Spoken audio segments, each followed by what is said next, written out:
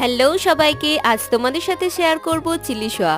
তো chilli soya বানানোর জন্য সয়াবিনগুলোকে 15 মিনিট গরম জলে ভিজিয়ে রেখেছিলাম। সয়াবিনগুলোকে ভালো করে জল থেকে তুলে নিয়ে তারপরে নুন, হলুদ, রসুন বাটা, 2 চামচ টক দই, লঙ্কা বাটা আর দিয়েছি কর্নফ্লাওয়ার 1 চামচ, 2 চামচ বেসন আর লঙ্কা গুঁড়ো। ভালো করে মাখিয়ে নিয়ে কড়াইয়ে তেল দিয়ে মিডিয়াম টু লো আছে হালকা লাল লাল করে ভেজে নিতে হবে।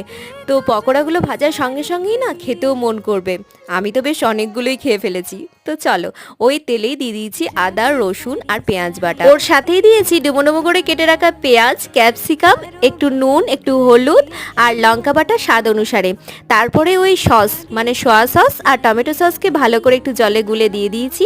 একটু ভাজা ভাজা হয়ে এলে একটু জল দিয়ে সয়াবিনগুলোকে দিয়ে নামাবার আগে একটু কর্নফ্লাওয়ার দিয়ে নামিয়ে নিলেই রেডি আমাদের চিলি সোয়া।